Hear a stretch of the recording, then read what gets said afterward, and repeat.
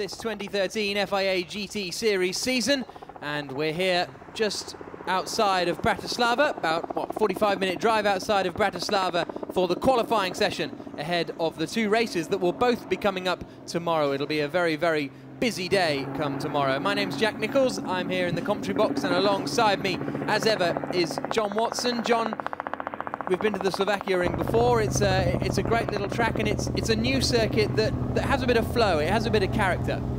Yeah, I mean, it is a lovely racetrack, one of the most enjoyable circuits on the calendar, but 45 minutes from the city centre. Were you driving or something? Because, I mean, we did it last year in about 30. What's changed?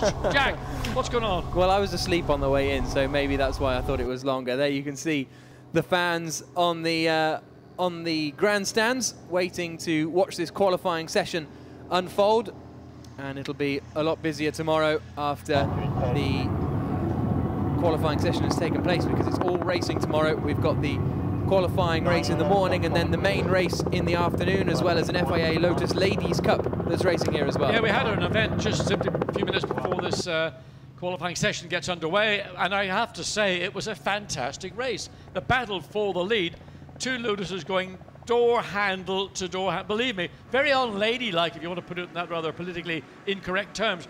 They were proper racing drivers, battling it out for victory, and all through the field, super battles. Look forward to tomorrow's event as well. So there's the pit lane camera, and you can see the number 11 machine, which is the championship leading car. Stephane Ortelli and Laurens Vanthoor are in that car, and they will be heading out onto the circuit in about, what, 2.5 minutes time before this qualifying session gets underway. Here you can see the two of them at the head of the standings, 70 points. Sandstrom and Sippler, second in the standings, I should say, with 60 points. Only 7 points ahead of Max Buch and Alain Day. Nicky Meermanov and René Rast making it a WRT 1-2-4. Before Peter Cox and Stefan Racina, they're fifth in the championship, but they've only done one of the 3 races so far this season due to other circumstances. But they're back here this weekend for Stefan's home race, and they'll be hoping they can really ramp up the pressure on the championship leaders. I said to Stefan Racina yesterday, is the championship still a possibility? He said, well, we're quite far behind, but a couple of good races and we're back in it. Well, I think you remember back to the round in Zolder. We went down to the Reiter Hospitality after the race and talking to Stefan Racina, and I pointed out to him that, you know, you're doing a brilliant job in the car, but I could find you another, what, 0.3 of a second, just like that. And Hans Reiter was sitting there beside us. What is John talking about? I mean, how can you find? I said, just go on a diet, lose 10 kilograms. That is a way to find track time, and of course you'll be all the much fitter for it as well. Anyway, still a very competitive driver, and looking forward to his home event, to sealing a victory. Absolutely, and it might be his last chance, because he actually announced yesterday that this will be his final season in motorsport. Stefan Racina, after a very successful career. He's only young, he's only 26 years old, but he's decided that the time has come to focus on the family business. What is that? Well, I don't actually know, John. I'll find out about that later, but he's had a very successful racing career. He's won here in FIA GT. He finished third in the Porsche Super Cup back in 2009 behind René Rast and Jeroen Bleekemolen, who won the Super Cup that year. And as a result, it's a very entertaining prospect to see him racing here at his home circuit. We also have another home driver in the form of Philippe Sledeka, who's out in the BMW Sports Trophy Team India Z4. It'll be good to see Philippe out here as well. So 2 Slovak drivers in the field. As we wait for this qualifying session to get underway, as ever, it will be the first session, then the second session, and then the quickest 10 cars combined from the 2 sessions will head through to the Super Pole, where each driver will go out in turn and get the chance to do 2 flying laps, and then that will decide pole position. Interestingly, the driver-car combination that was quickest in the second free practice earlier on this morning, when temperatures were considerably cooler than they are right now, was Stephane Ortelli and Laurens Vanthoor. And what was of interest to me was they did very few laps. They were quickest on a 2:02.4, but they only did 6 timed laps in total. That includes in and out laps. And the reason I believe they were doing that is they know that the fewer laps you can do on a set of your Pirelli tyres, but particularly where you've got really high track and ambient temperatures, the better off you'll be it for qualifying, which is beginning now, or for the 2 events, particularly for the championship round on the Saturday afternoon. So just, it's an idea just to keep an eye on that particular WRT Audi of Ortelli and Vanthoor. Yeah, Pierre Dieudonné described Vanthoor's lap in free practice 2 this morning as something very special. So they weren't really expecting all that pace, but they have made a few changes to the car this weekend, because there you can see, look at the rear wing on that Audi. It's the swan-necked rear wing, which is in 2013 specification, but WRT for this weekend have actually switched back to the 2012 specification in order that they therefore run to the 2012 set of regulations, which in their opinion will make them quicker, and so far that seems to be working. Well, certainly judged by the pace of the two WRT Audis. Look, you can see the difference there. The other one had the swan neck. This is the 2012 kind of straight ridged. I mean, and that is what I would call more conventional in its design and in the way the rear wing and the wing flap are interacting. And those two cars were effectively the quickest two cars, covered by just over 0.6 of a second. So Nicky Meyer-Melnhof and René Rast quite a long way behind that stunning lap of Laurens Vanthoor, one that we saw earlier this morning. Out on the circuit now is Matthias Stumpf, who's been driving this Lamborghini. He debuted it along with Jan Koenen in the last round in Zolder. Zandvoort, I should say, getting my Zs mixed up there. And that car had quite a lot of pace earlier on, you have to say. The road drive car was 9th quickest in free practice 1, but it was running towards the front throughout the whole session. As we see Nicky Meyer-Melnhof coming up to the final corner, then to start his flying lap. It's a long circuit here. I think it's the longest circuit we go to this season. Depends on the final length of the Baku circuit. It's going to be quite close between the two of them, but I think Slovakia Ring will just about be the longest circuit we go to. It's certainly the widest, 12 meters wide. Yeah, 5.9 kilometers and a few more meters. It's a lovely racetrack, 14 turns, some really quick corners coming up main straight, or pit straight it is really the main straight, into turn 1. Easy entry, but of course you've got to get the car positioned correctly on the exit to get the drive off the corner, then up the hill. And there you can see then there's a drop down and into a stunning, quick right-hand corner. Let the car run out to the far left of the corner, and then you've got to contend with, which is a shame, the chicane. And the reason the chicane is here, it's an artificial chicane, is because the next section of traffic or circuit takes you on a flyover, but the way the flyover ends, there's quite a sharp dip, and that's to prevent cars, be it GT cars or World Touring cars who've also been here, from getting air under the front of the car, and of course the consequence of that is unimaginable. Absolutely, and that exit of turn 2 is where Albert von Turnen Taxis had a big crash last year in the Lamborghini, which ended up being his last race of the season, and he's only done one race so far this year before making his FIA GT debut this weekend alongside reigning FIA GT1 world champion Marc Basseng. Great to have Marc back here. First time he's driven a Lamborghini Gallardo since the 2006 GT3 European Championship, so he's saying it's taking a bit of getting used to and handles a little bit differently to his front-wheel drive World Touring car. Wolfgang Reip out in the single Nissan here this weekend, regrettably after the massive shot that Alex Buncombe had in the Blancpain 24-hour race of Spa. The team are unable to get that second car.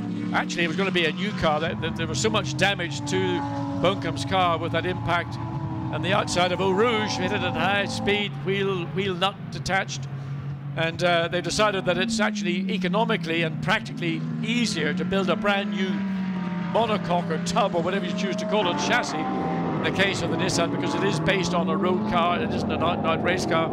So that's what they're doing, and they will be back again for the next round, and with two cars, but a competitive package with Alex Buncombe and Wolfgang Reip.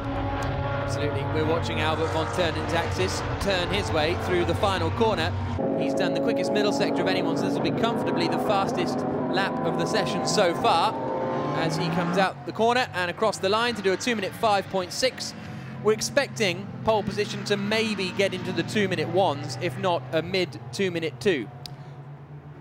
I think that would be a good time. Anything in the 2.2s is going to be good, because, as I mentioned, we saw just a moment or two ago, the ambient and track temperatures are high. I mean, it's just a stunning day here at the Slovakia Ring, and there's little protection on the racetrack or in the pit lane from that heat and sun. So just over the course of the morning, late morning, lunchtime, early afternoon, now we're into the early evening here in Slovakia, track temperatures are high, so that usually equates to lap times not being able to match those in the cooler temperatures of earlier in the day. Peter Cox out there on the circuit, cresting the hill in his 24 Rider Engineering Lamborghini. You can easily tell that one from the other one because it's a red machine. First time we've had... I see that's yellow. Are you sure it's red? Rider usually tend to bring white cars to this series, but this particular weekend they brought the red chassis. So Peter Cox, very easy to pick out, as he is half a second up on Matthias Stumpf, who's set the fastest time so far in this session. And of course Peter Cox, synonymous with Lamborghinis and Gallardos in particular, and spoke to him briefly this morning, looking to try and get a good result. Lamborghini back on track. So this car, with the potential that it's got, ultimately it's going to be the car that is the easiest on its tyres. Should conditions tomorrow be similar to what they are here right now. Of course, the qualifying race will take place earlier in the morning, but the championship race will be at the peak heat of the day, as Peter Cox scythes his way through, up the hill, down the other side, hard on the brakes. In the Lotus race, there was side-by-side racing through these turns, and it was great to watch. So we saw Cox there going past Carlos Vieira. I think Vieira might have had a moment coming out of turn 8, because there was all sorts of dust being kicked up on the outside of the corner. So Cox is coming down now towards the final corner. He's had a bit of traffic to contend with on this particular lap, and because it's a longer lap, you're going to get less laps in qualifying, so less opportunities. Harry Procek has just done a 2-minute 2.949. Correct. Very impressive lap time, and he's a very chilled man. Now, is Peter Cox going to go quicker? No, he doesn't. So Procek remains quickest. So I was walking over from the press centre, which is in the hotel, and as I walk out, Harry Procek's there, just leaving his hotel room with his girlfriend in his shorts, just, you know, walking over. I said, Harry, you've got to do qualifying in a minute. He says, there's no worries. Well, that is the second fastest lap all weekend by a GT car around the Slovakia ring. So good time from Harry Procek, and 2 minutes 2.949. A full almost 7/10 of a second quicker than Wolfgang Reib in the Nissan second pickers right now. 2-minute 3.644 for Wolfgang Reib. As we are watching Harry Procek coming up with a little bit of traffic in front of him. That's Albert von Taxis in the other Lamborghini. Von Taxis leaves Procek room, does he? Oof. I think he might have done, but not much room, that's for sure. Well, did he know he was there until Harry Procek forced the issue? May not have seen him. Quickest man in the first sector is Stephane Ortelli, the championship leader in the number 11 WRT Audi.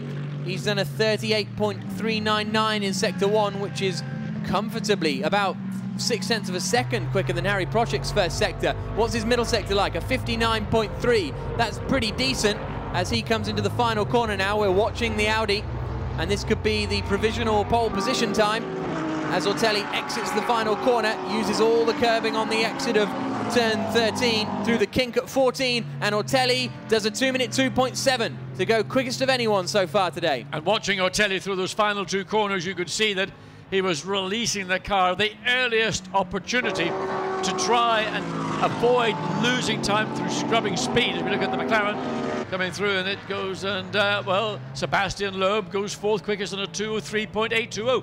But it's interesting that Stephane Ortelli not putting load into the car. Turn 13 is a high load corner in this Ferrari. Yep. That is the 51 AF Corsa car, which has been started by, sorry, it's the 50 AF Corsa. I think, well, we'll have to wait and see as it comes back onto the circuit. But that's a big moment for, I'm sure that's 51 Philippe Salaquada as they come back onto the track. Yes, it is. So it is Salaquada who's gone off. Oh, where's he gone off? Oh, and the entry. That's a strange place, isn't it? I mean, that indicates there was, I mean, there's no, turn 2 is just a straightforward corner. Now, whether he just got a wheel off on the outside on the entry, tried to take too much. Let's look at the back view. As you know, this is actually recovering as he makes his way down to turn 3, but something clearly went wrong on the run down into turn 2 that saw this car, the Ferrari, run wide, and normally a part of the racetrack, that is not a problem. So Philippe Salaquada trying to pick up his pace as we go on board with Wolfgang Reib. See if we can hear what he's saying. not quite. So Ripe is in the pits, 5th position. And he will be relatively pleased with that, I think. A 2-minute 3.644. As across the line comes the Mercedes with Karun Chandok at the wheel, turning into the right-hander. Karun had a bit of a moment earlier on.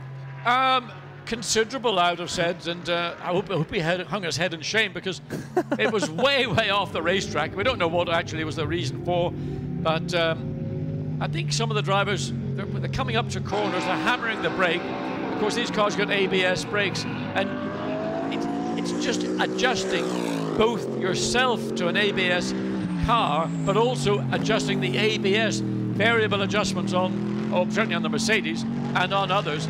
And maybe he just simply misjudged and got it wrong, but he did go a long way off. Chandok winding his way now through this weavy middle section of the circuit, through the right-hand kink at 5, which then leads immediately into this long right-hander of turn 6. Take that all the way around before we then double back on ourselves through the left-handers of 7 and 8. The quickest Mercedes so far is Andreas Simonson's HDP Mercedes, which is currently 3rd quickest, with a 2-minute 3.3. Chandok currently 11th quickest, a second off that pace, and he hasn't got any quicker in sector 1 either. And a bit more, to be honest. 1.5 seconds he's away from the overall quickest of Stephane Ortelli. That still stands at a 2:02.7 against the time that his teammate Van Voort did a 2:02.4. So 2.5, 3/10 of a second still in that quickest number 11 Audi with Stephane Ortelli. But I wonder what happens when Laurens Van Voort gets into the car. Can he repeat? Or is he going to improve? That'll be very impressive. Chandok coming down then to complete the right-hander and complete his lap, or he may well actually come into the pits at the end of this run, or is he going to give it one more go? He's going to give it one more go. There's Carlos Vieira. Now that's he's decided, he's gone wide on 2, hasn't he, and bypassed the chicane. I don't know whether he bypassed the chicane, but certainly it looked like he'd bypassed it, and well and truly rally crossing his way to get back onto the racetrack. So here he's running, he's too wide too early. That's his problem. He was way too wide too early in the exit of the corner. Does a good job keeping the car essentially pointing in a straight line, and bypasses the chicane. Well spotted, Jack, you got that one on. Back onto the track and drags a load of, well, you can see what he's just dragged onto the track. And for those that are following, that's all they need.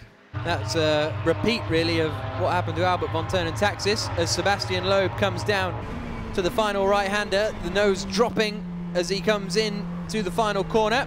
And into the pits. Yeah, it looks like he's backing off, doesn't it? Unless he's taking a bit of a run-up. No, he's taking a run-up, isn't he? For the final time, then Loeb will come across the line. What's he done so far? His teammate Andy Zuber's just jumped up into 5th position, and Loeb is running 7th quickest as he comes across the line. Out of the pit lane comes the second Seyfarth machine. Bit of correction on the way into turn 1, but neat and tidy so far. Yeah, I mean, this is a bit shorter on a lap than Pikes Peak is, the famous hill in North America where he set a brand new world record, let alone a hill record. And but let's watch how he goes through the chicane. It's a middling, he gets through it cleanly, neatly, doesn't make any mistakes, doesn't take too much of the inside and the outside. So, and that's just sensible from Sebastien Loeb. Interesting the way he takes almost 2 apexes as he goes through turn 3. Other drivers are making it sort of a single apex and hugging the curb on the inside, gathering speed all the way through turns 4, 5, and this never-ending turn 6. I mean, you've almost got to take 3 bites of the cherry, and then it really cuts back aggressively on you. Really working hard at the wheel, isn't he, Loeb? I don't think the car's quite where the Sebastien Loeb racing team wanted to be this weekend. He's having to deal with oversteer every time he turns into the corner, isn't he? Well, you can see he turns and he's having to correct before he even gets to the apex, which is, to me, an uncomfortable way to drive a racing car. The reason they've got it like that is they want the sharp turn in, but the consequences of it are that you turn in aggressively to try and get your track position, your corner apex is correct. You can't offset that by having an oversteer, and then you've got to get out of the throttle again. And so, to me, I would like to see a car being driven on the rear wheels much more than driven on the front wheels, which I think is the case with Sebastien Loeb right now in his McLaren. So the checkered flag is out. Stephane Ortelli will remain the quickest man in this session. Harry Prochik, 2nd quickest. Andreas Simonsen, 3rd quickest. unfortunately, the number 21 car of, Loeb's bailed on that one and come into the pits. Car 29, which is the second Seyfarth car of Hubert Haupt and Jensi Michael, hasn't managed to set a lap time because apparently it's got a rear left tyre puncture. And this is the 0 car, currently in the hands of Alain Cordair. His teammate Ricardo Zonta has just gone out onto the circuit, so for the first time in this session, because they were changing the gearbox in that 21 BMW after they've been suffering from a misfire all day, so troubles in the 21 car. But the BMW, in theory, should be relatively strong here as it comes through the left-hand kink and up over the long back straight now. Now, we've got an Audi quickest, but we've also got Audi's 19th and 20th quickest. I mean, Nicky Meyer-Melnhof in 19th, Edward Sandstrom 20th. 2 cars that have got potential to be on the provisional front row, and we do not have a report as to why those 2 cars are so slow where they're sister cars. Well, in fact, neither has done a time. So, as one BMW pulls into the pits, the other one is making its way around the far end of the circuit. Here is Ricardo Zonta, and this is his first flying lap out on the circuit. Oh no, but he's already taken the checker flag, actually, hasn't he? So he managed to get in 1 flying lap, a 2-minute 5.9, and as he comes round the right-hander and heads back, he will be coming into the pits this time around. So Ortelli, the quickest man of anyone. That means we have therefore got 5 brands in the top 6 positions. We've got an Audi, a Lambo, a Mercedes, another Lambo, a McLaren, and a Nissan. It's a good lap from Wolfgang Reip, actually. Very good lap. I mean, he was at 1 point second quickest. Got knocked down the timing order a little bit in these remaining minutes of this first of the qualifying sessions. Nevertheless, good job. He is less than a second slower than the time from Stephane Ortelli, and we would not expect Wolfgang Reip to match the pace of Alex Brunkham, who's going to be in the car next. So seems a good match, good balance, certainly in terms of height, Reip and Brunkham. And it's important because we do the changes. Less to worry about when you get into the car, get out of the car, seat adjustments, belt adjustments, seat fillers, all the things that you've got to consider if you've got a variation in height between your 2 drivers. So Zonta cruising back to the pits. Well, he's probably pushing quite hard because they've hardly had any laps today. They didn't get out in the second free practice session and only completed a handful of laps in the first. So time really of the essence for Zonta and his teammate Sergio Jimenez. Point of interest from the free practicing that we had earlier today and today, a number of drivers on the entry to the pit lane were crossing the line that demarcates the beginning of the pit lane entry and the racetrack. And if you don't come in behind the line, in other words, you cut across it, you will be having the race director on your case. As a number of drivers, I think maybe about 8 or 9 drivers were guilty of that this morning. So they've had written warnings from the race director, and they will have to be really, really careful when it comes to the mandatory pit stops through both events. So here you can see the top 12 positions for this first segment of qualifying, which doesn't tell us anything just yet. Stephane Ortelli quickest with a 2-minute 2.7. Harry Procek, the second quickest man, with a 2.9. Andreas Simonsen was quickest in first free practice session, and he has been quick again here with a 2-minute 3.34. Peter Cox and Stefan Rosina will be a little frustrated that they can't beat Procek and Baumann. They'd have hoped to be challenging those guys, but unable to at the moment. But this is the first race actually for Harry Procek and Dominic Baumann with the 2013 specification Lamborghini. They've been running the 2012 spec up until now, got the 2013 on a couple of, well, about a month ago really, just after Zandvoort, and so it's proving to be worthwhile.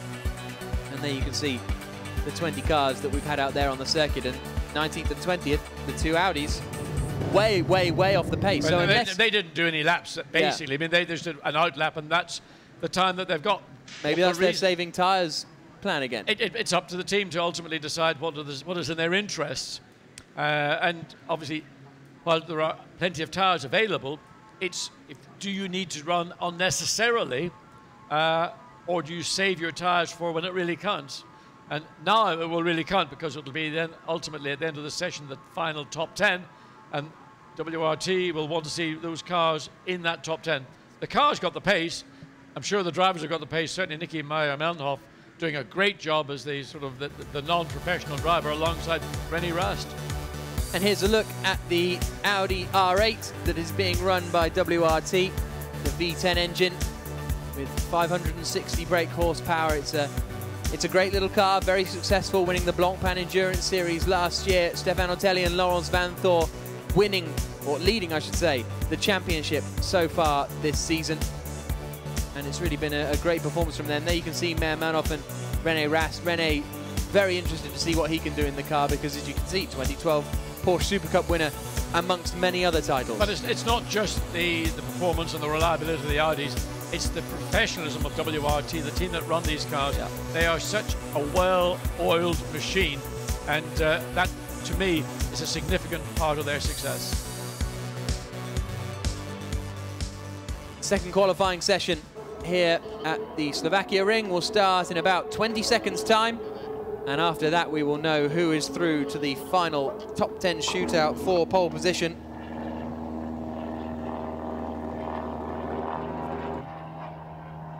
There you can see the pit lane exit as everyone gets ready to head out onto the circuit for what will be possibly a slightly more frantic session, because teams tend to send their slower drivers, or who they perceive to be their slower drivers, out in that first session, so that then the quicker drivers are left for when the track is at its best possible condition.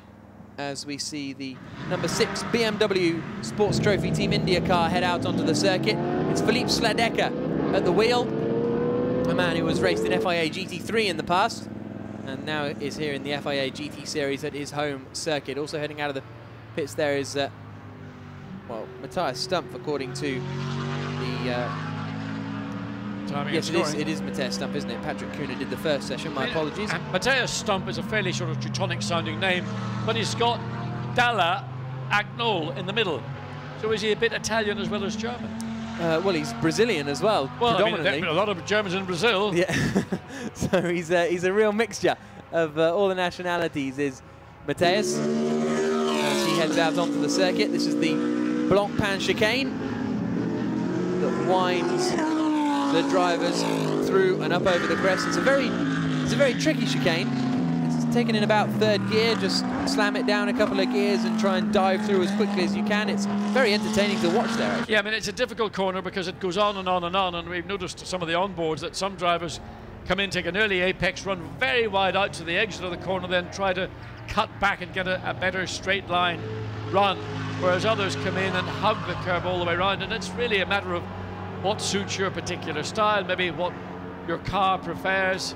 The bottom line is what the stopwatch says at the end of the lap. So I don't think there's any one definitive line to that corner. It's just, you know, Hobson's choice.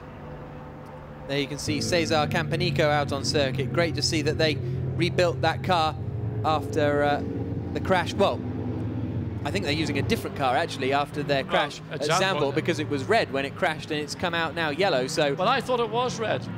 No, it's yellow now. Are you sure? Yeah, we had this colour argument earlier as the cars head out around the circuit. And yeah, so I think the racetrack's green. I think you've been doing this for too long, John. I think that's the answer. As we see then René Rast coming out of the pit lane in his day-glow fluorescent winglets, which is very kind of WRT. I was a little bit not annoyed with them in Zandvoort, but they decided to paint all their cars exactly the same. There was literally no differentiation between them, but they very kindly adjusted a few bits and bobs for us.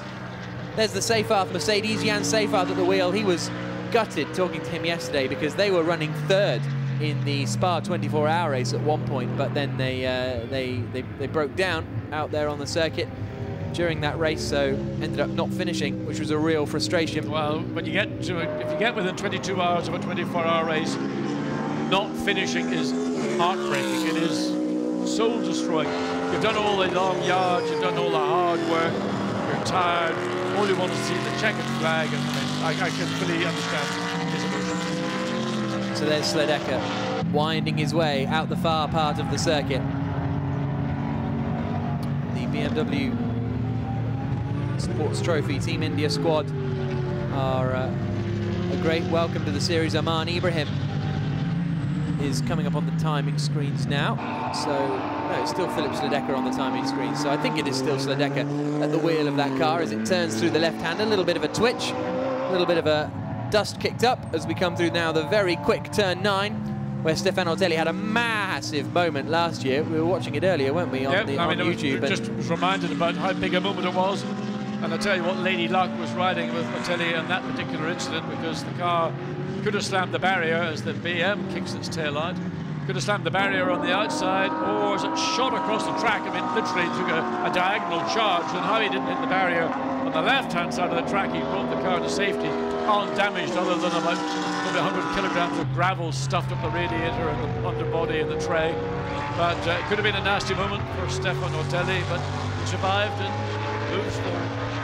And is now leading the championship as we arrive here this season. So out of the final corner comes Philippe Sledecke, and this is going to be a relatively, well, that's a decent lap time actually, a 2-minute 4.7. That's not bad at all. That'll put him kind of in the early teens, I'd say. Keep an eye on Mike Parisi in the McLaren, also Stefan Rosina in the Lamborghini. He's got fastest second sector, and in fact Rosina's just gone second quickest overall on a 2:03.6, still behind Marc Basseng. Marc Basseng, indeed. Welcome back, Mark. We're missing you. Absolutely, he's back in the championship for this weekend, and hopefully he says for the rest of the season. So it's a Reiter Engineering 1-2. Here is Mike Parisi that John mentioned a moment ago, the Frenchman turning out of the final corner, the man who lives just meters from Pau, crosses the line to go quickest with a 2-minute 2.9. That would be good enough to get him into the top 10. So that's very good news at the moment anyway. Alain Coder has gone purple in Sector 2 in the 0 BMW. He comes across the line to go second quickest, a 2-minute 3.287. So good lap from the BMW there in the hands of the Brazilian Alain Coder.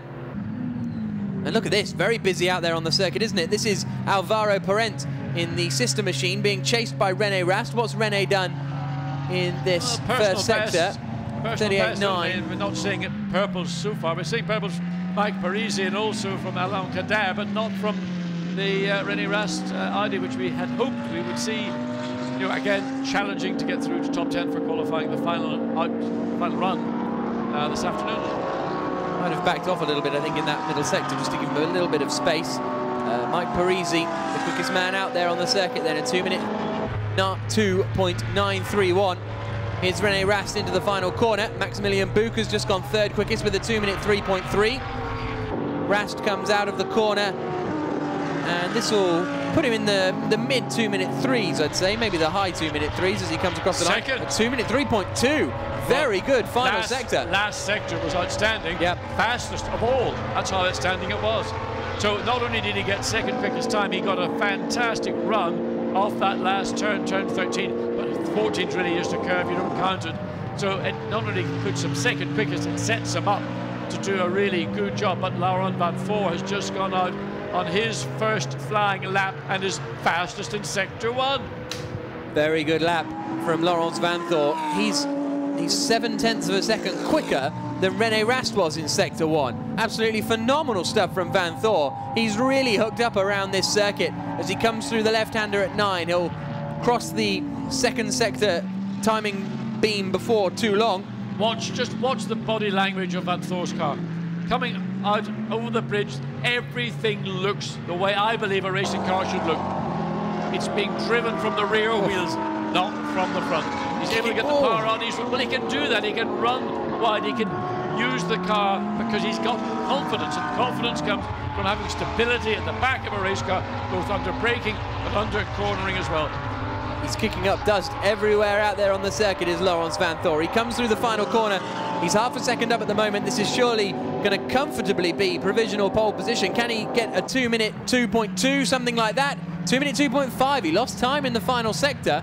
He was 0.4 off René Rast's time in the final sector as Dominic Baumann goes third quickest now. Just a little clarification, bit of confusion earlier. It was Aman Ibrahim, and is Aman Ibrahim in the number 6 BMW, not Philippe Sledecke. So there's a problem with the transponder there as we go on board with Alvaro Parent through this chicane where he went off last year and tore the whole of the floor off the car. How are things looking for him here? He's first lap. in and out, yeah, so this is an out lap, in fact. Yeah, so we're not seeing anything on this lap, but 6 minutes, 20-odd seconds remaining. And it's all to play for. Pressure now on the hands, with the hands of Alvaro Parent to get this Sebastien Loeb Racing McLaren MP412C into the top 10. But it's getting very competitive. There is a second covering the top 7 cars. Marc Basseng, 7th quickest, and he's on a 2 minutes 3.6 against a 2 minutes 2.5 for Laurens Vanthoor. Somebody's run very wide on the exit as they go up turn 9, and that's one of the problems. It's a blind rise. You don't know what's on the other side of the hill as you drop down. Alex Buncombe in the Nissan. Absolutely, coming down into the final corner, 10th quickest at the moment so far. Through the right-hander they come, and out onto the start-finish straight once again. On board we go with Alex. Makes it look easy when it's very relaxed driving style. There's nothing aggressive about inputs on the car, steering particularly. Look, drops his hands down, sort of like only having a Sunday, or maybe in this case Saturday afternoon, evening run. 2 minute 4.3 on that last lap, very similar to his previous best, but didn't quite manage to improve. He's just on the bubble on 10th place, so he needs to find a bit more time because he can be challenged from behind. We've still got to see Alvaro Parent, who is now, we think, about to go onto a flying lap, waiting to see his first sector time on a proper lap. It's always sort of, you have to squeeze, you know what, when you go through that chicane every time. Now watch Buncombe's line. Comes in early. He's actually holding the sort of line much. Others are taking it much further out. I prefer the Buncombe line myself because you can load the front tyre, and as long as you're not getting into an oversteer or an understeer situation, that to me is the better line through turn 3. Vanthoor has come into the pits after setting that 2 minute 2.5. Rene Rast has jumped up into second place now to do a 2 minute 2.6. So only, well, less than a tenth of a second between Vanthoor and Rast up at the front. Mike Parisi still 3rd quickest. Baumann still 4th quickest. I think it's Caca Bueno in the number 0 car who is 5th quickest at the moment. Maxi Buch has come into the pits, but he's only 6th quickest, so I think he will make it through to the top 10, Maxi Buch, but we'll need to hope that he doesn't get pushed out by a couple of the drivers behind. At the moment, the struggling surprise is Basseng and Rossina in the 2 Reiter Lamborghinis, only 7th and 9th quickest, as we continue on board with Alex Buncombe, running over those curbs, taking his hands totally off the wheel. Yeah, I mean, of course, power steering in these cars means that the physical effort to steer is very low. Comes down into turn 13 again, the back end snaps. He's got to put a bit of opposite lock on and try to get the car back in. Very late apex on the exit of turn 13, lets the car release on the outside of the corner. Then it's almost just turn the wheel and let the car flow. But down in 11th place, that's disappointing. Yep, 2 minute 4.265, which is his best lap of the session so far, but not quite good enough, as we see now. Marc Basseng, 7th place, 2 minute 3.6. He's done personal best in sector 1 and 2. 2 Lamborghinis, nose to tail. He's got his teammate up in front, so whether that's a bit of... Parent goes quickest. Yes, Alvaro Parent in the McLaren was not expecting that. Leaps to the top of the timing screens. What can Marc Basseng do just to finish this off? He remains in 7th, or he moves up, I should say, 7th place. Maxi Buch is in danger of being pushed out here because he's down to 8th quickest in this session at the moment. But Alvaro Parent, where did that lap come from? He didn't set a purple. The point is, he didn't set a purple anywhere, but he matched his personal best on all 3 sectors. So it indicates consistency now in the McLaren. Maybe for the first time in a long time you're seeing this McLaren handling like a racing car, and as a McLaren racing car should do. Down into the hairpin. Again, see the way he holds that line. Yep. He's not running out wide and cutting back. He gets it in, loads the left front wheel, and just holds it there. Doesn't force it, but maintains a constant arc through the corner. Now, looking much nicer than we saw in the hands of Sebastien Loeb. He's well off in sector 1 though, a 39.0, so that's not going to be any good for him. Car 21 is reported as being slow on track, Sergio Jimenez. So that'll be a real shame as Parent really struggles to get the nose in there, doesn't he? Well, he's pushing. Yeah, he kept down the hill. You know, over into turn 10, he just was a little bit late in the brakes, and the whole car just said, we can't take any more punishment. It was actually going up through turn 9. That was coming through turn 8. So now it drops down. hard braking here into turn 10, then this phase, Mickey Mouse part of the racetrack through turn 10 and 11. Then the car through turn 12, you're on to what will be the second quickest part of this Slovakia ring racetrack. And but he's done the time, he's got the car in, but Kadir's gone fastest overall in that second segment, so keep an eye on Kadir in the BMW. Well, here he comes. I think it's actually Caca Bueno at the wheel as he comes through the right-hander now.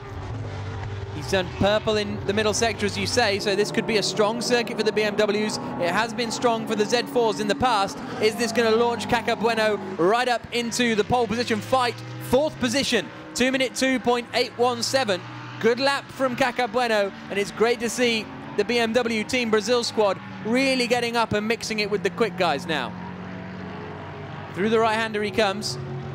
This has pushed Maximilian Buch, I would say, maybe out of the top 10. And the reason I'm saying that so with such relevance is because him and Alan Day won the last race of the season when we were in Zandvoort back in, what was it, June we were there, weren't we? July we were in Zandvoort. But I mean, Maximilian Buch right now has been flavour of the month. He won in Zandvoort, he won the Spa, Blancpain 24 hours. So he's just gotten across before the checkered flag. I mean, he probably had about 12 seconds in hand as he came across the line. So this is his one and only last opportunity to get that car into a better position, a more comfortable position, even though 9th you might think is just about enough, but you never ever know. He has been in the pits for about 5 minutes of this session, and this is his first flying lap since coming out of the pits. So it's do or die now for Maxi Buch as he comes down. What's the sector 1 time going to be like? Watch a 39.2. He runs slightly wider. He lets the Mercedes run out more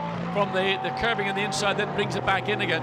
Now that may just be his style. It might be what suits the car better. Remember, this is a mid-engine, front-engine car, the Mercedes-Benz big V8 engine. And he's backed off. He backed off. It looks like he's backed off to me. Yeah, it looks like it, doesn't it? Well, so that's... well, the checkered flag is out, so probably there's no threat from anybody else on the racetrack.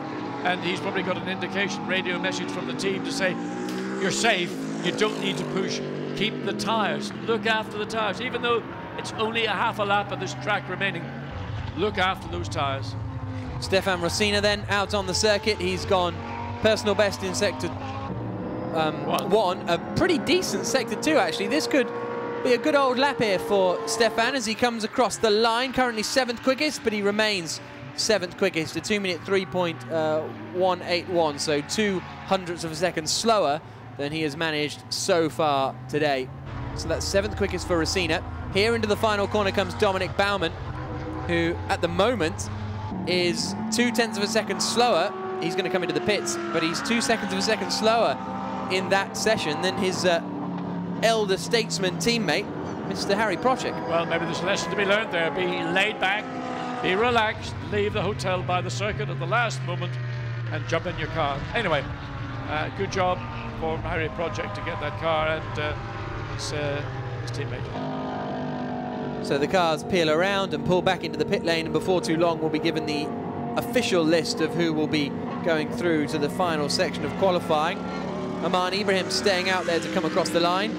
Does he manage an improvement? No, he doesn't. I just wonder, did he actually take the checkered flag twice? Because everybody else had come in, and I just wonder, has he actually gone past the checkered flag more than once? If he has, we'll get information, notification on our timing and scoring screens. It does happen from time to time when a driver's really lasered in on trying to get that one more lap, and if you're not paying attention to what's happening at the side of the track towards the end of a session, let's wait and see. So car 13 had a bit of an off at turn 13. That is the car of Frank Stippler.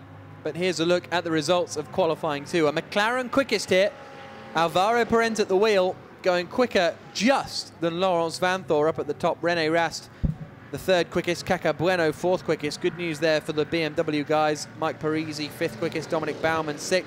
And I would say that possibly most of these top 10 will be through to... will be the 10 that we see in the final shootout, I believe, if my rough maths is anything to go by, but we'll get confirmation in a few moments' time. And there you can see a very good lap from Michele Rugolo in the Gentleman's Trophy class. He is 12th quickest. as we then go further down the field. The cars eligible for Super Pole then are 1, 2, 23, 24. So 2 of the HTP Charouz cars, the 2 Reiter Engineering Lamborghinis, plus the Grasser Racing Lamborghini. Then we've got car number 10, which is the Zuber and Parisi McLaren. We've got Caca Bueno going out there. We've got car number 12, which is going to be, René Rast, then Laurens Vanthoor, and then Alvaro Perez. So that'll be the order in which they go out. The 2 HTP Charouz cars will go out first, and the way it works is the cars are released from the pits at 20-second intervals. So car number 1, which is car number 1, in actual fact, Max Buch will go out of the pits. 20 seconds later, his teammate will go out, and you get 2 timed laps, and then basically, quickest man gets pole position. So here's a look at that little highlights package after that qualifying segment anyway. A little bit of a, whoa, big slide there. Well held by Michele Rugolo. Yeah, he got it onto the dirty part of the racetrack. It is dusty offline, and if you run a wheel over the curbs, you're going to kick dust up. And Harry Project has been a man on a move, as Maximilian Buch has also been in the Mercedes. There was a scary moment running wide on the exit, way too early of turn 2. Yep, big moment there for Carlos Vieira. A little bit of a shake as well for Sebastien Loeb as he came out of the chicane. There's Wolfgang Reip at the wheel of his Nissan GTR. A good performance from him. Did they manage then for them to get through into the final segment of qualifying? No, they didn't, as we see Jan Seifert kicking up some grass. So, in 2.5 minutes' time, we will have the final 10-minute session, which will decide the pole position for the qualifying race, and then the result of the qualifying race tomorrow morning will decide the order for the main race coming up tomorrow afternoon, both of which you can see live here on the internet and also on the television in various places. What I would really love to see here at the Slovakia ring is a change being made to the flyover where the chicane is in front of. Just take that aggressive dip away from the flyover and let cars exit out of turn 2, have a really good run up to turn 3. I think it would make an exciting part of the racetrack, change the dynamic of it substantially, but until the owners of the operation here make that change to basically take the aggressive dip that is currently there away, we'll have to live with the chicane, particularly for cars that, you know, the pace that the GT cars are, they could get air under their nose. That could cause a problem. Yep, absolutely. It all stems from when the FIA GT3 European Championship came back here in 2011 in a race that actually Mike Parisi won. So we expect him to be good around here, and he has been so far. There's a little rabbit. No, it's a hare. Is it a hare? Just look at the size of its ears. I don't know. Yeah, it's a hare. Rabbits have quite big ears, don't they? Look at the poor thing. It's Someone needs to save it, actually, don't they? Is that on the track side? It's by those barriers, and the poor thing's getting stressed. It's looking for an exit to find a way to safety. And I mean, if it was able to leap, it probably managed to jump over it. But I hate to see, you know, animals' nature like this in these circumstances. You're having. Oh, that's okay. He's not. He's on the safe side. But I think to be there, you need a tabard, don't you? If you want to be that close to the guardrails, should really. You can see the man down there's got a tabard on. Oh, that's the red zone actually, apparently. So well, you know, it's oh no, oh. I thought we were going to have a bit of a TV disaster moment there. No, it'll make its way to safety. But you know, poor thing, get it out of let it get back to safety. Then it gets back to its family or whatever it is. No. And well, you get lots of nature around racetracks, particularly a circuit here that isn't used as frequently as, say, other circuits throughout Europe or maybe in Great Britain. He's heading on to turn 6 now, so we'll see how that works out for him. Anyway, after that little interlude, it's time to head back to the pole position shootout here at the Slovakia ring. 10-minute session, which, I mean, the 10 minutes actually doesn't really count for anything because it'll just be when the final car comes across the line to complete his lap. But the first car out is going to be car number 1, the car that won the race the last time out in Zandvoort. Alan Day and Maximilian Buch. Max Buch took the lead at the start of the race, handed over to Alan Day, and they dominated proceedings. And as the car heads out onto the circuit, it is Max Buch at the wheel, and he will be desperate to try and put in a stronger performance than they managed in the in those first 2 qualifying sessions. Well, his first car on track, he's on an outlap, and it's a pretty quick outlap. For me, it'll be all about whether the team are opting to use a set of tyres that's been on the car, come in, make a change, put on a fresher set of rubber or the freshest you have available, and then go out and try and get the time. And remember, the fresher the tyre, the quicker the time, and with that fresh tyre, you will have 1 lap to get the maximum performance from it. So you can't really hang around too much. You've got to go out, know where you're going to do, have the car with you. As we see the Lamborghini that's been very impressive, Dominic Baumann and Harry Project. Oh, this is the Marc Bessin car. Yep, Marc Bessin, you're getting accustomed to driving with power from the rear wheels. I know. Rather than one of those stupid race cars. That, I mean, racing, God did not design racing cars to be driven by the front wheels. Front wheels are there to steer the car. Rear wheels are there to drive the car. And, you know, what can you say? What can you say? I don't know. I don't know. He's certainly enjoying being back out in a GT car. He enjoys being out and racing. The competition's very tough over in the World Touring Car Championship, but he says it's very nice to be back driving a proper car like the Lamborghini. Yeah, I mean, that is a race car. Front-wheel drive race cars are compromises. You know, not engineering, just, what can I say? I think you don't need to say any more. Have I said enough? Have I gone too far or not yet? Dominic Baumann then heading out onto the circuit. And I wonder if they thought about, you have to submit who is going to do your Super Pole session before the session starts. So there was probably a few people at the Grasser Racing Lamborghini squad thinking, well, probably would have been handy if we could have put out Harry Project because he's got an awful lot of pace. But here comes Maxi Buch then, down the start, finish straight, and towards the first corner. He's got 2 shots at this. You get 2 timed laps, and then the quickest one of those is the one you're stuck with for the grid. Runs a little bit wide, kicking up a bit of dirt, but nothing too dramatic. No, that's good exit. You know, you're using the curb. There's dust in the curb itself. Again, using the curb and the run down into turn 2 to give them a little bit of extra angle to mitigate the turn itself. Then hard on the brakes into the chicane, which really doesn't count as a corner, but it is there. And then hard on the brakes down the hill into turn 3. Runs a lot of curb on the inside again. Seemingly likes to run the car more to the middle of turn 3, then cuts back. That's what suits him, suits the Mercedes. So through the left-hander he comes. He's gone purple in sector 1, but that's simply because he's the first man to complete a sector 1.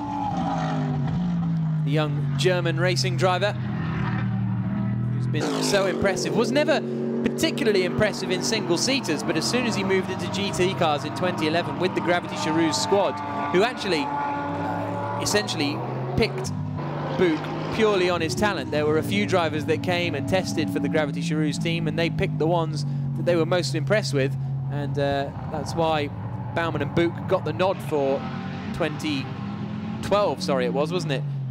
Racing in the FIA GT3 European Championship, as we see him winding his way now out towards the back straight again.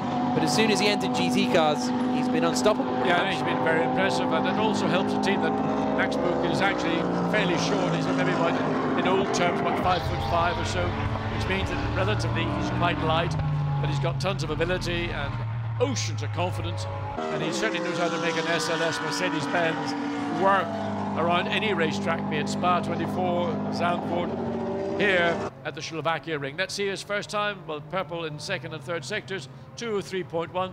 Not good enough at the minute, but we don't know. We have to wait to see what the remaining 9 cars are going to do. Yep, I think we're expecting a low 2:02 really for pole position by the look of things, as we look at Andreas Simonsen, who's gone fastest of anyone in sector 2.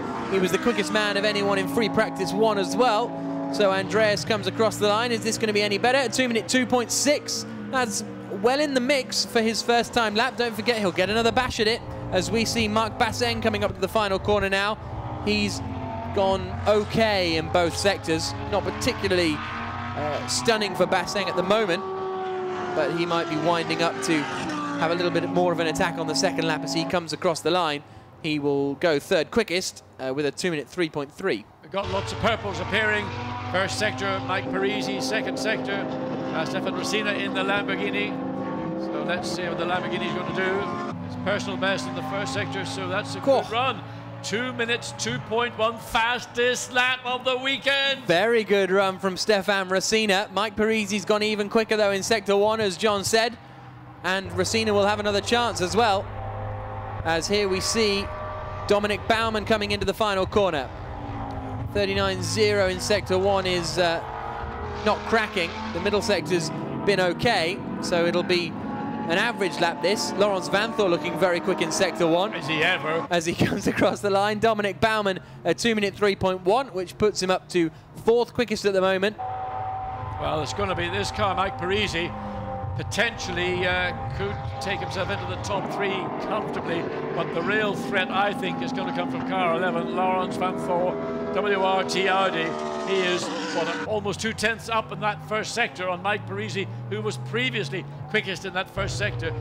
And René Rast, the sister car to Vanthoor, quickest in second sector as we look at the BMW. Parisi's gone quickest overall then, a 2-minute 1.956, but here comes Alain Coder at the wheel of this BMW, and he does a 2-minute 2.7. Decent effort, nothing spectacular, but we're waiting for the 2 WRT Audis to come across the line, really, because Vanthoor and Rast are going to be the ones to watch. Alvaro Parent has pretty much matched. Across the line comes Rast to do a 2-minute 1.7.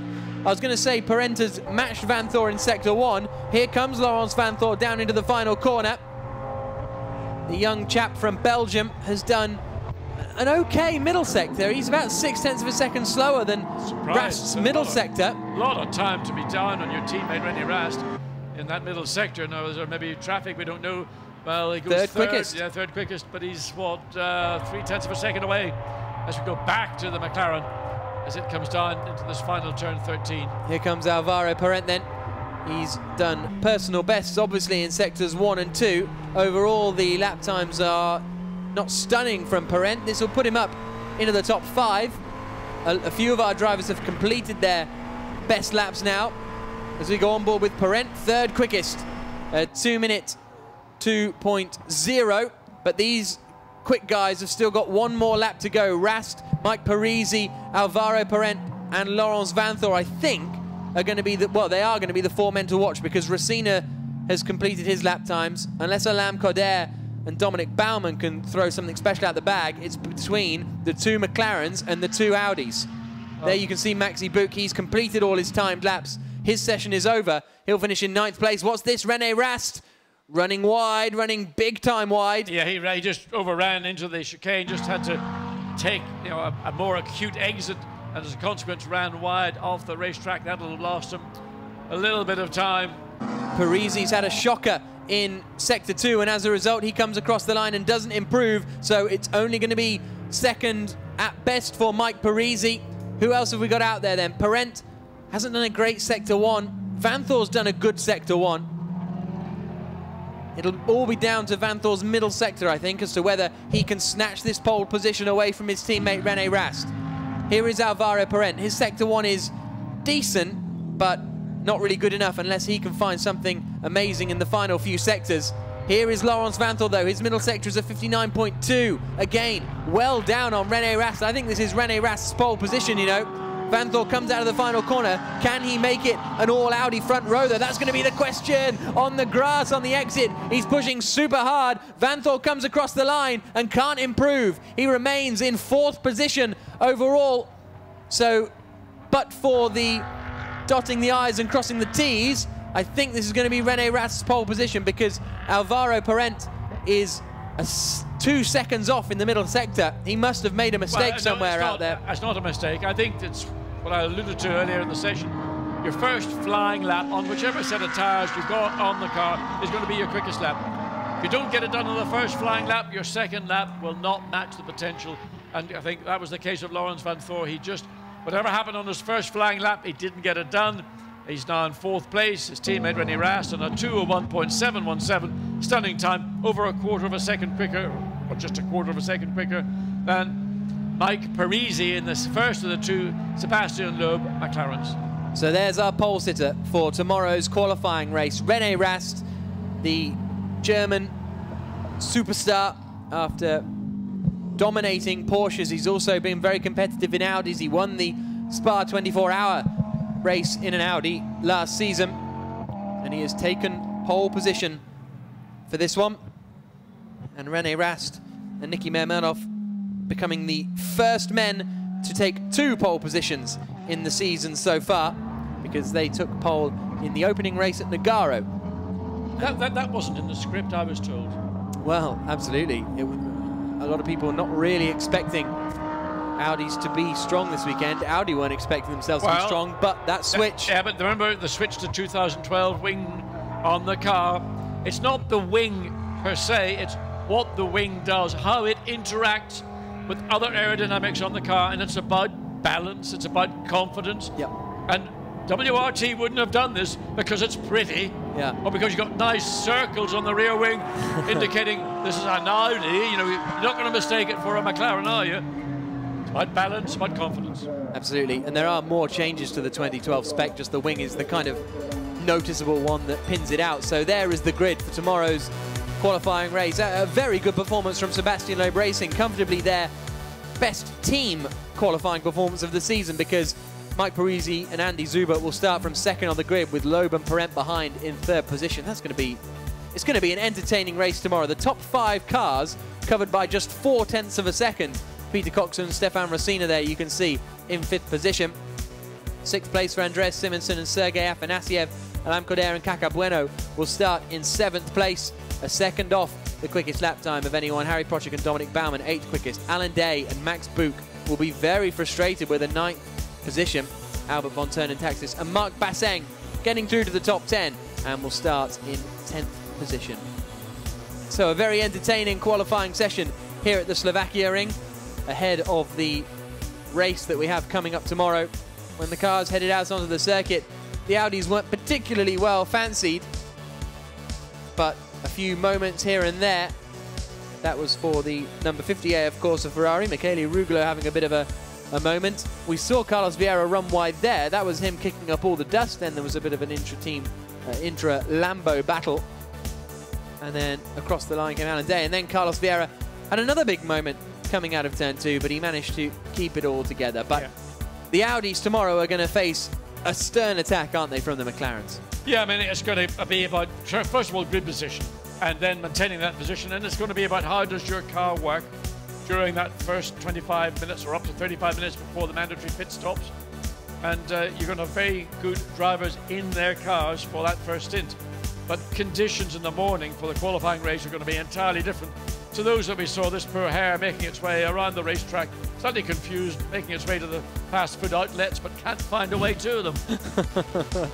Looking for a bit of schnitzel as the WRT of Laurens Vanthoor came across the line. He wasn't quick enough, despite having a bit of a moment with René Rast down at the chicane.